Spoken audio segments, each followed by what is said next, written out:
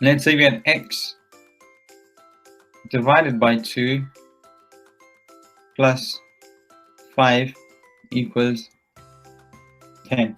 Okay, hint, remember this is like x divided by 2. Okay, we'll just wait for everyone.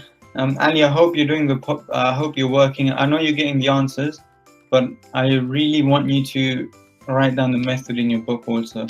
Hopefully you follow the following method. So highlight your plus 5. Okay, I want to have all of my x's on the left. So I'm going to move it across.